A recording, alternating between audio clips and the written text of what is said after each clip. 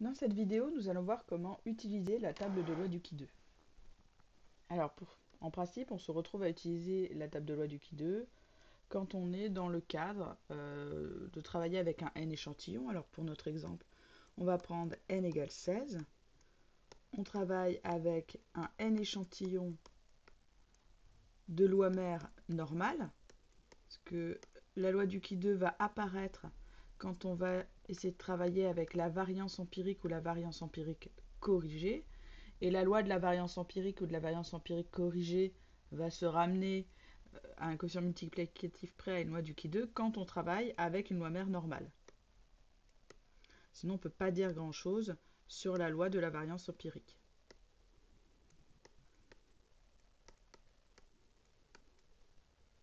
Alors du coup, je vous ai dit, pour avoir la loi d'Uki2, il faut qu'on se retrouve à devoir travailler avec la variance empirique ou la variance empirique corrigée. Je vous rappelle le résultat qu'on a vu en cours. N-1 fois la variance empirique corrigée divisée par la variance. Dans le cadre d'un n échantillon de loi mère normale, ça suit une loi d'Uki2 à n-1 degré de liberté. On imagine qu'on s'est retrouvé dans une situation à devoir calculer une probabilité autour de cette variance empirique ou variance empirique corrigée.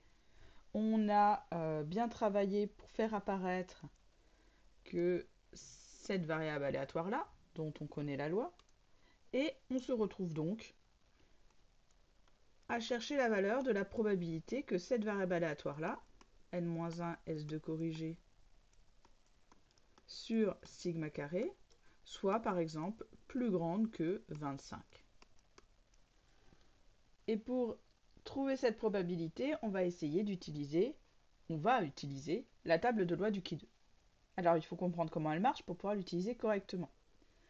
Alors, elle est très très différente de la table de la loi normale. Alors déjà, qu'est-ce qu'on retrouve? La loi d'Uki2, contrairement à la loi normale sans très réduite, la loi d'Uki2, il y en a plusieurs. D'accord, je dis la loi, mais c'est les lois d'Uki2, elles dépendent d'un paramètre, nu, qu'on retrouve ici. Là, dans l'exemple, il vaut 8. Chez nous, c'est notre n-1 qui va valoir 15. Et où on le retrouve dans le tableau, nu, on le voit ici, et les valeurs des degrés de liberté se lisent ici dans la colonne de gauche. Donc par exemple, nous, on va travailler avec une loi d'Uki2 à 15 degrés de liberté, n-1. Du coup, la ligne qui va nous intéresser, c'est ici, la ligne 15. Le reste du tableau. Où va-t-on trouver les probabilités? Parce que ce qu'on veut calculer quand même, c'est une probabilité. Les probabilités, vous le voyez sur le petit dessin, on les prend égales à alpha, et dans le tableau, elles se lisent donc sur la ligne du haut. C'est là où c'est très très différent de la table de la loi normale simple très réduite. Dans la table de la loi normale simple très réduite, les probabilités sont à l'intérieur du tableau. C'est très précis. Il y a plein, elles se suivent à 3 ou 4 chiffres après la virgule. C'est très précis. Ici, ce n'est pas du tout le cas. On a une liste j'ai pas compté avant, de 9 valeurs possibles. D'accord? C'est tout. On y reviendra tout à l'heure. Et du coup, qu'y a-t-il à l'intérieur du tableau? Tout ce qu'on a à l'intérieur du tableau, ça va être des valeurs euh, contre lesquelles vont être comparées nos variables aléatoires qui nous intéressent, qui suivent des lois d'Uki2. Ici, dans notre cas, c'est notre 25 qu'il va falloir qu'on cherche à l'intérieur du tableau. Alors, on ne va pas le chercher n'importe où à l'intérieur du tableau, on va aller le chercher à la ligne des 15 degrés de liberté. Donc, on va regarder, dans notre cas, uniquement les valeurs qui se trouvent ici, qui correspondent à la ligne 15 degrés de liberté. Alors là, c'est plutôt cool parce qu'on tombe pile sur 25, la valeur qui nous intéresse. Que signifie ce 25 que j'entoure? Si je reprends l'expression qu'on voit là, tout le cas, ça veut dire que la probabilité qu'une variable aléatoire qui suit la loi du Ki2 a 25 degrés de liberté à une valeur plus grande que 25, c'est 0,05. Donc la probabilité que nous, on cherche à calculer, elle est égale à 0,05. Tout simplement. Tout simplement ici, parce qu'on a 25 qui est tombé pile sur une valeur du tableau. Mais imaginons que c'était au final pas la probabilité que ma variable aléatoire soit plus grande que 25, mais qu'elle soit plus grande que 27. Je ne vous recopie pas la variable aléatoire, hein, c'est la même chose que dessus. Donc qu'est-ce que je fais si je veux la probabilité que ce soit plus grand que 27? Je vais regarder mon tableau, et toujours sur ma ligne des 15 degrés de liberté, je vais essayer de voir si je trouve 27. Alors, je ne trouve pas pile 27, je trouve 27,49 ici. Du coup, qu'est-ce que j'ai envie de dire?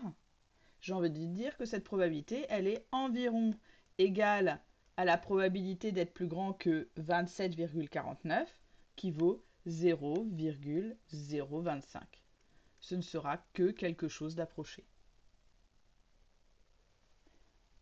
Alors là, c'était encore plutôt gentil parce qu'on n'était pas non plus très loin d'une valeur dans le tableau.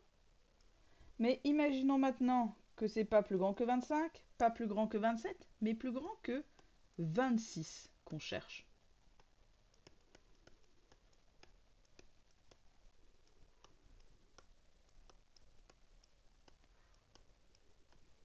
Alors là, 26, il n'est pas non plus dans le tableau. Il est entre mon 25 et mon 27. Il est entre ces deux ici. Alors c'est vrai qu'il est un peu plus proche de 25, mais bon, il n'est pas non plus juste à côté. Il est un peu entre les deux. La seule chose précise que l'on va pouvoir dire, c'est que la probabilité que ma variable soit plus grande que 26, ben, elle est plus petite que la probabilité qu'elle soit plus grande que 25. Et elle est plus grande que la probabilité que cette même variable aléatoire soit plus grande que 27.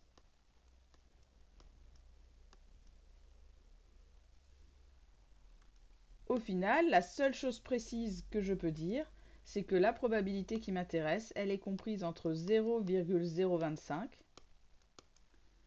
et 0,5.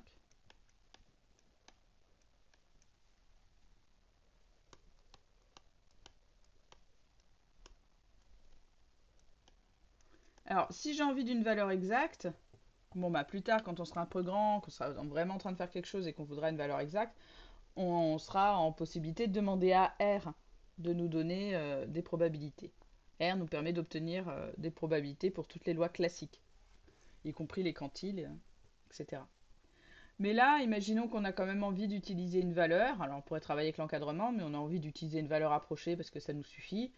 Ben, on va prendre une valeur entre 0,05 et 0,025. Sachant que 26 est un peu plus proche de 25 que de 27,5, on pourrait par exemple dire que c'est environ égal à 0,04. Voilà comment on travaille avec la table de la loi du Qui 2.